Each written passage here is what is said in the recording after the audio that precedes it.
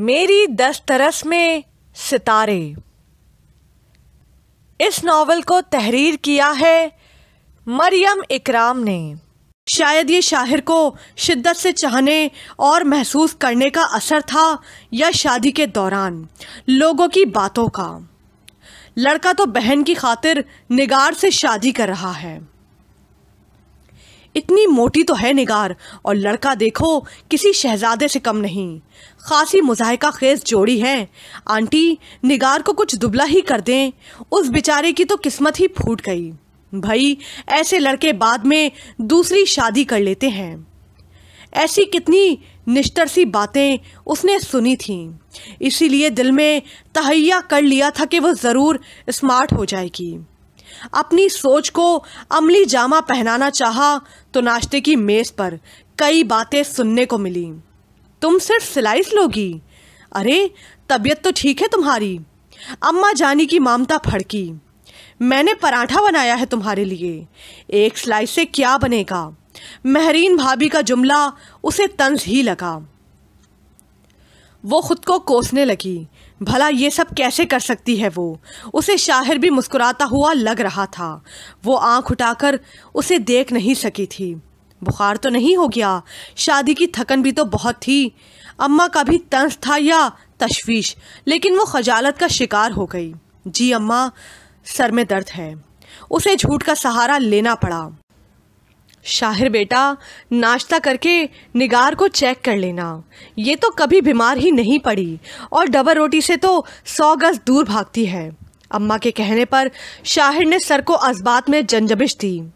اسے سب کی باتیں تذلیل محسوس ہو رہی تھیں.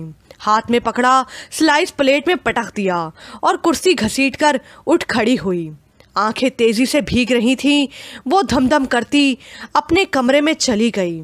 واقعی نگار کی طبیعت خراب ہے، مہرین نے فکر مندی سے کہا. میں چیک کر لیتا ہوں، شاہر نے تسلی دی. 10 منٹ بعد ہی مہرین شاہر کو لے کر نگار کے کمرے میں چلی آئی. کیا ہوا نگو؟ اماں جانی پریشان ہو رہی ہیں. مہرین کے ہاتھ میں ناشتے کی ٹرے تھی جسے اس نے میز پر رکھ دیا. شاہر تم نگار کا بخار چیک کرو، مہرین نے شاہر سے کہا، اور اس نے آگے بڑھ کر اس کی کلائی تھام کر چیک کیا. ایک سنسنی سی اس کے جسم میں دوڑ گئی. اس نے اپنا ہاتھ چھڑایا. میں ٹھیک ہوں، آپ جائیں یہاں سے. وہ دونوں ایک دوسرے کا منہ دیکھنے لگے. کیا ہوا نگو، ناراض ہو کیا؟ مہرین نے اس کی پیشانی پر ہاتھ رکھا. کچھ نہیں، میں ٹھیک ہوں بھابھی. اسے اپنے لہجے کی سختی کا احساس ہوا.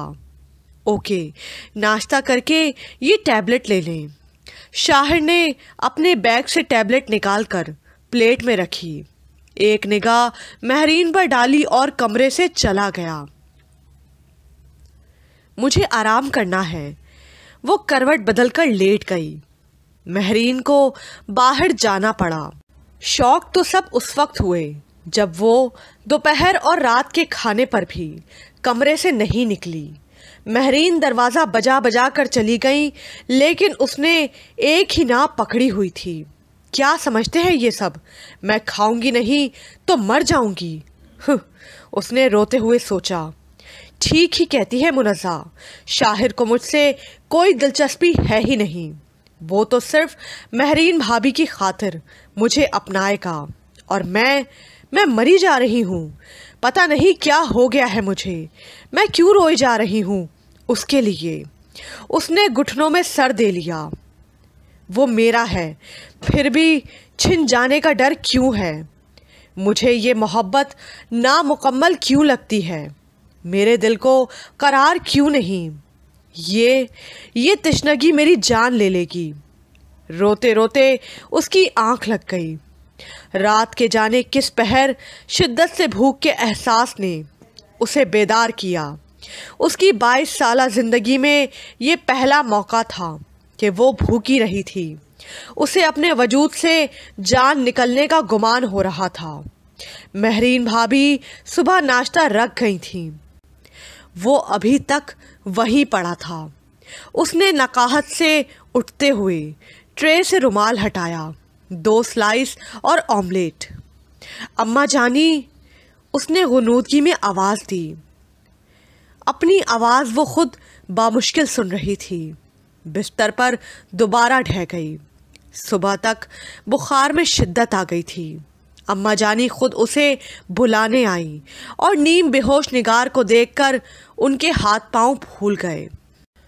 دوپہر تک بخار کا زور ٹوٹا۔ اماں جانی اس کے سرہانے بیٹھ کر سر دبا رہی تھیں۔ شاہر اور مہرین بھی وہیں موجود تھے۔ مہرین اسے دیکھ کر کسٹرڈ لینے چلی گئی۔ کیا ہو گیا ہے میری جان؟ اماں جانی نے اس کا ماتھا چوما۔ شاہر کے چہرے پر شرارت سی کھیل گئی۔ کس نے مشورہ دیا تھا فریج سے ناتا توڑنے کا؟ وہ شکوہ بھری نظروں سے شاہر کو دیکھتی رہی۔ تبھی مہرین آ گئی۔ اتنی ضدی ہو تم، مجھے اندازہ ہی نہیں تھا۔ لو پکڑو کھاؤ۔ بخار میں بھی کھانے کو مانگ رہی تھیں۔ مہرین نے خوشگوار موڈ میں کہا۔ ہاں تو کل صبح سے بھوکی ہے۔ میری بچی کو کب عادت ہے فاقے کاٹنے کی؟ گویا اماں جانی نے تائید کی کہ واقعی بخار میں بھوک سے تڑپ کر کھانا مانگتی رہی ہے۔ خفت سے وہ نگاہیں چرا گئی۔ اماں جانی نے بتایا منزہ بھی آئی تھی، ابھی دوبارہ آنے کا کہہ کر گئی ہے۔ وہ چپ چاپ کسٹرڈ کھانے لگی۔ آئندہ غصے میں بھی بھوکا رہنے کی غلطی مت کیجیے گا۔ اوکے آنٹی، شاہر کہتے ہوئے چلا گیا۔ اسے بھوکا رہنا سراسر حماقت محسوس ہوا۔ جو کام اس کے بس کا نہیں، کرنا ہی نہیں چاہیے۔ لعنت ہے مجھ پر، وہ خود کو کوسنے لگی۔ کچھ دیر بعد منزہ آئی، ادھر ادھر کی باتیں کر کے اس کا دل بہلاتی رہی، اور شاہر کا ذکر تو اس کا دل جلاتا رہا۔ میں تو اس ارادے سے آئی تھی کہ گھومنے چلیں گے، اور تم ہو کہ بستر سے چپک کر بیٹھی ہو۔ پھر صحیح، میرا دل نہیں چاہ رہا۔ ارے یار، شاہر کو بھی لے چلتے ہیں، تم جیسی منگیتر نے تو اس کے دن انتہائی بور کر دیے ہیں۔ منزہ نے اس کا ہاتھ تھاما۔ میرے ساتھ توہین نہیں ہوگی اس کی، وہ جیسے جل کر بولی۔ منزہ نے چونک کر اس کے لہجے کو نوٹ کیا۔ کیا بات ہے، کوئی جھگڑا ہوا ہے؟ نہیں، میرا مطلب ہے تم دونوں چلے جاؤ، میری طبیعت ٹھیک نہیں، وہ خود کو سنبھالتے ہوئے بولی۔ ہاں بھائی، میرا تو زبردست موڈ ہے، میں تو چلوں گی، تم آرام کرو۔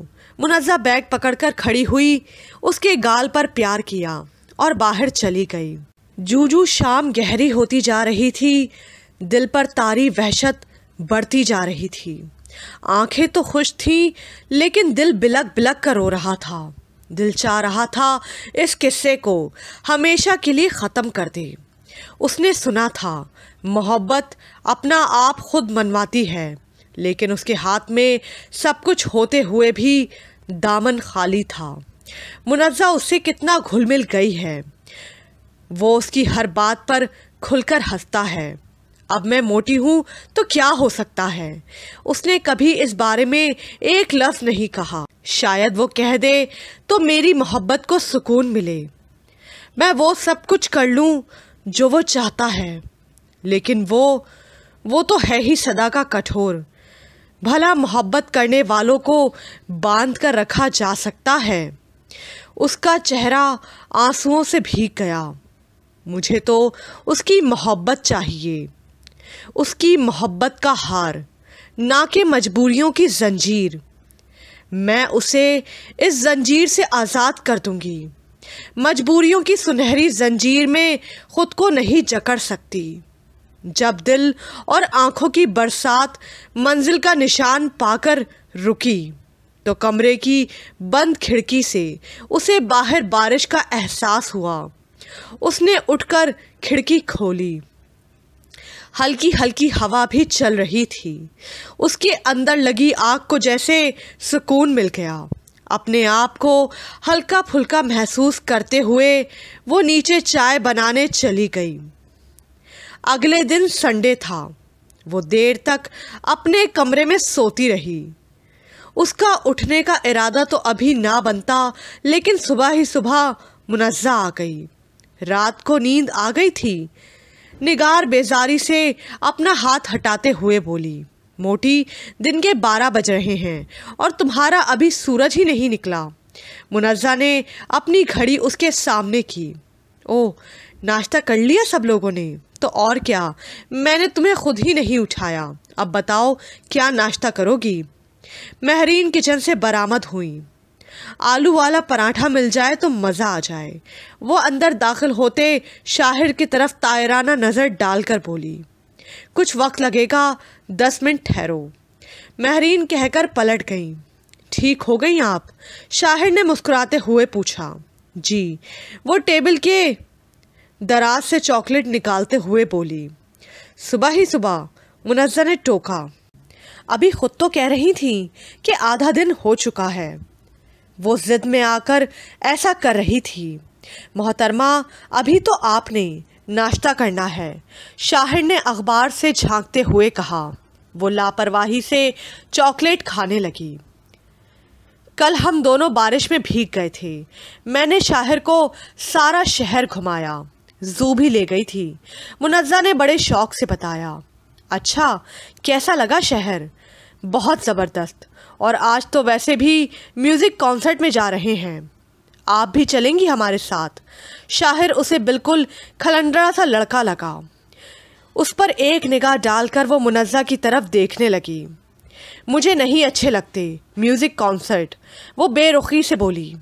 منزہ حیرت سے اس کی طرف دیکھنے لگی۔ اوئے، ابرار الحق، شہزاد رائے اور جنون گروپ تمہارے ہارٹ فیوریٹ، تمہیں کب سے ناپسندیدہ ہونے لگے؟ منزہ تو جانتی تھی وہ پاپ میوزک کی دلدادہ ہے، پسند بدلتے کون سی دیر لگتی ہے۔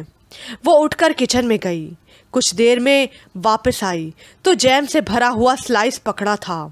شاہر جانے کیوں جل گیا، لیکن بظاہر اخبار پر جھکا رہا۔ کوئی بہانہ نہیں چلے گا، تم ہمارے ساتھ چل رہی ہو، سمجھی؟ منزہ نے منہ بناتے ہوئے کہا۔ سوچوں گی، ویسے بھی میں تو جاتی رہتی ہوں گھومنے پھرنے، شاہر آئے ہیں، ان کا جانا ضروری ہے۔ لہجے میں طنز اتر آیا، جسے وہ یا تو اس نے نظر انداز کر دیا یا نوٹ ہی نہیں کیا۔ جی، میں تو جاؤں گا، کیا آپ میرے ساتھ جانا نہیں چاہتی؟ شاہر نے اچانک پوچھا۔ اس کی دھڑکنیں تھم گئیں، جانے کیوں اسے ایسا لگا کہ شاہر کے لہجے میں کوئی شکوہ تھا۔ اور کون جا رہا ہے؟ مہرین پر اٹھا لے کر آ گئیں تو نگار نے پوچھا۔ عارف بھائی اور مہرین بھابھی، منزہ نے جواب دیا۔ وہ مزید کچھ نہ بولی۔ شاہر آرام کا کہہ کر وہاں سے چلا گیا۔ اس نے کھانے سے ہاتھ کھینچ لیا اور چائے پینے لگی۔ رات وہ جانا نہیں چاہتی تھی، لیکن عارف اور منزہ کے اصرار پر جانا پڑا۔ کانسرٹ سے واپس آ کر اس کے ہونٹوں پر عجیب سے قفل لگ گئے تھے۔ اسے رہ رہ کر خیال آ رہا تھا کہ شاہر منزہ میں انوالو ہو چکا ہے۔ خود کو اتنا سمجھانے بجھانے کے بعد بھی دل کا تڑپنا نہیں جاتا تھا۔ وہ رات اس نے آنکھوں میں کاٹی۔ صبح جب اس نے کمرے کی کھڑکی کھولی تو شاہر لان میں ایکسرسائز کر رہا تھا۔ وہ کچھ دیر اسے دیکھتی رہی، پھر ڈریسنگ کے سامنے جا کھڑی ہوئی۔ حق جتانے سے حق ثابت نہیں ہو جاتا۔ نگار علی حیات، اس نے سوچا، میرے جیسے فگر کی لڑکی کسی مرد کا خواب نہیں ہو سکتی، لیکن اب میں شاہر احمد کے لیے خود کو مزید نہیں گرا سکتی۔ وہ تمام دن ایک پرسکون جنگ اپنے اندر لڑتی رہی، پھر اپنی تمناؤں اور جذبوں کو دل کے کسی اندھیرے کونے میں ڈال کر اس نے ایک ایسا فیصلہ کر لیا جس نے اس کے بھاری وجود کو کھوکھلا کر دیا۔ رات کے کھانے کے بعد جب سب اپنے اپنے کمرے میں چلے گئے تو ارادتاً اس کے قدم شاہر احمد کے کمرے کی جانب اٹھے۔ اس نے دستک دیتے ہوئے کئی بار اپنے ہاتھوں کی واضح لرزش محسوس کی۔ منہ زور جذبوں نے بارہا اس کے قدموں کو روکا کہ پلٹ جائے، لیکن انا نے ہر منت رد کر دی۔ شاہر راکنگ چیئر پر جھولتے ہوئے موبائل پر انگلش میں بات کر رہا تھا۔ اسے دیکھ کر وہ جھولنا بند ہو گیا۔ چند باتیں کر کے اس نے موبائل آف کیا۔ خیریت نگار؟ وہ 1.5 ماہ میں پہلی بار اس کے کمرے میں آئی تھی، اس لیے چونکنا یقینی تھا۔ جی، میں نے ڈسٹرب تو نہیں کیا؟ نو، ناٹ ایٹ آل۔ میں ایکچولی انگلینڈ میں اپنے ایک دوست سے بات کر رہا تھا۔ آپ سب تو 11 بجے ہی کمروں میں بند ہو جاتے ہیں۔ آپ کھڑی کیوں ہیں؟ بیٹھے نا۔ اس کے شائستہ لہجے پر دل ڈگمگایا۔ وہ صوفے پر بیٹھ گئی۔ یہی تو تمہاری عدم دلچسپی کا ثبوت ہے شاہر احمد۔ آپ جناب، اس نے کڑ کر سوچا۔ کیسے آنا ہوا؟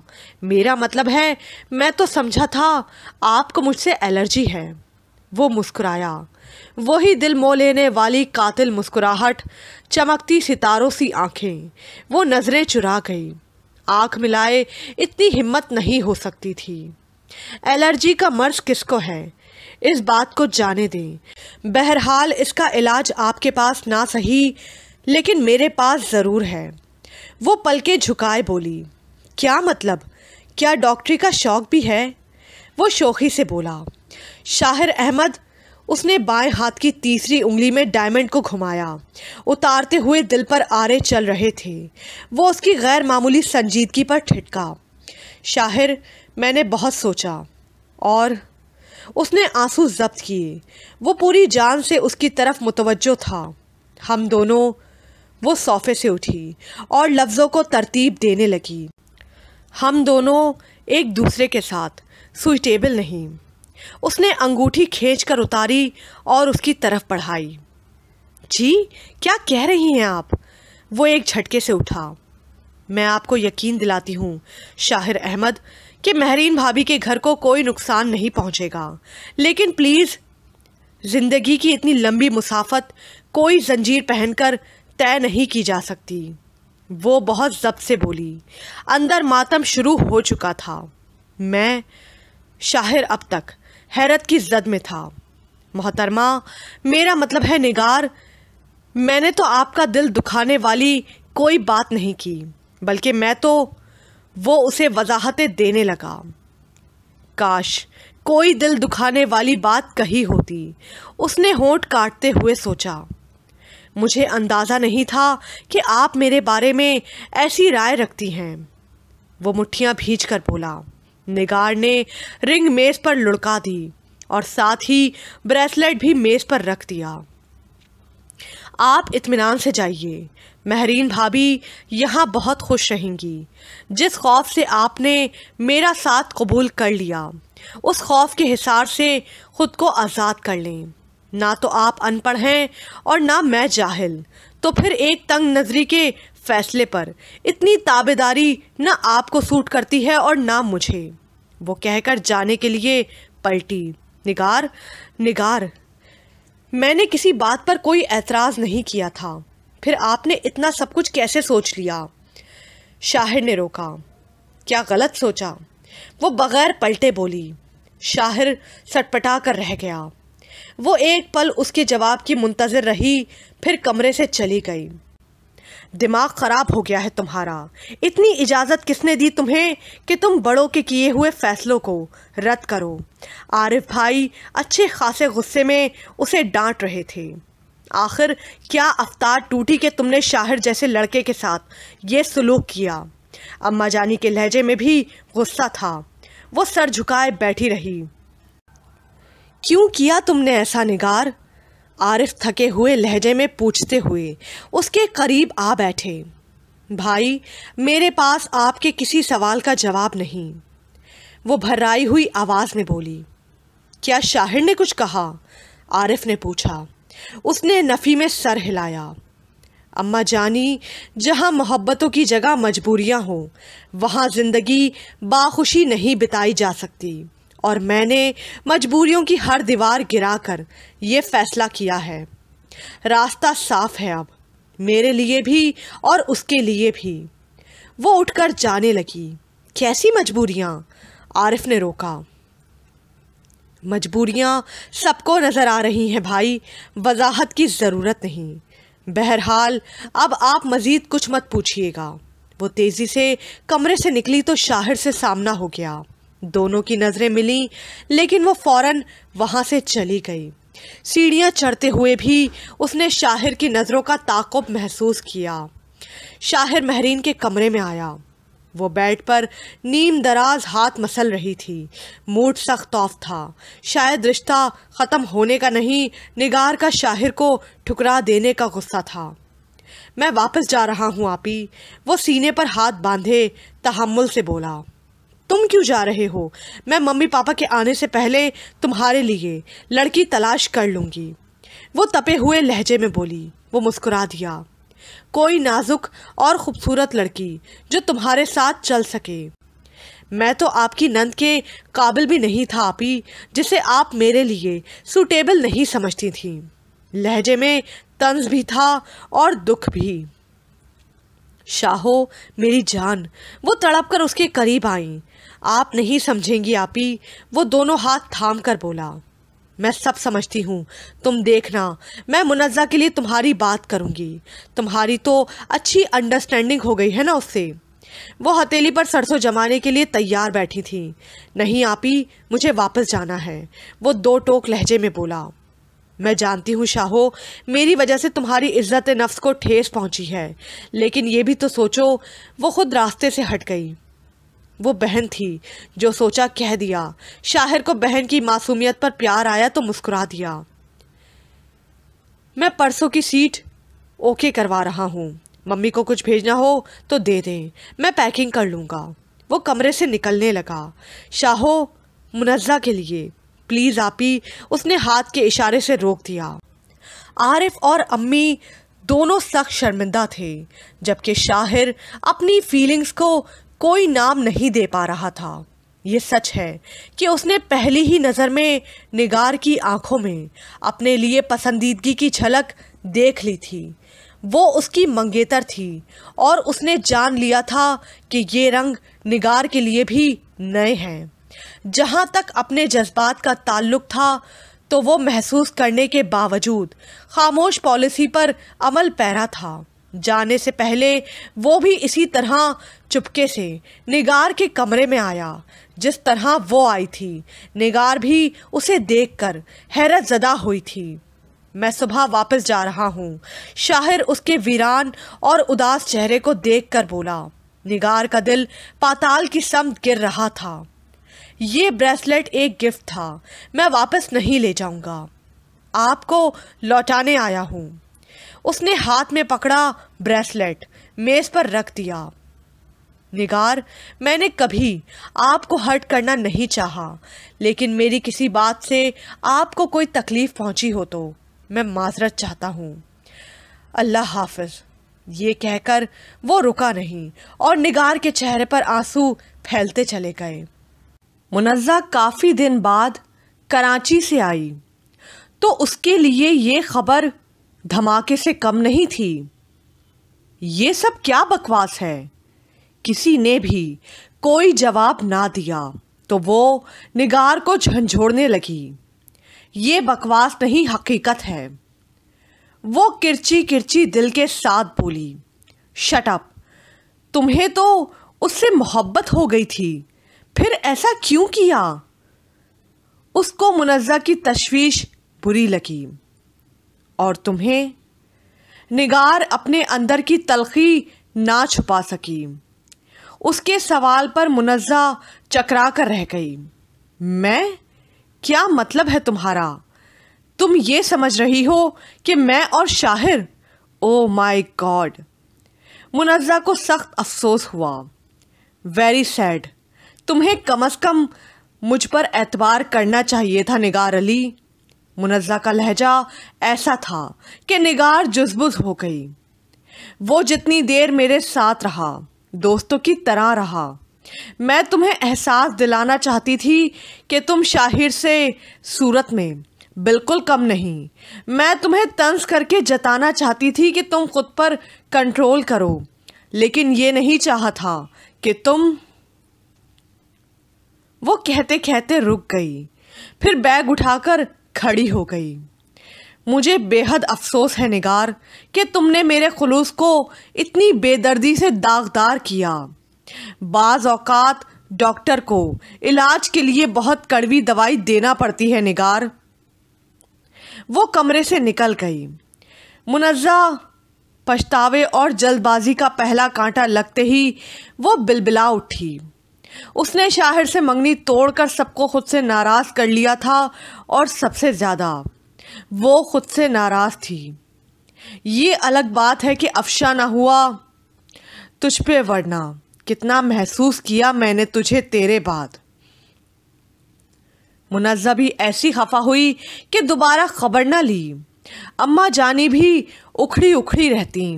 عارف بھائی سے تو پہلے ہی ملاقات کم ہوتی تھی، لیکن اب بہت کم بات چیت ہوتی۔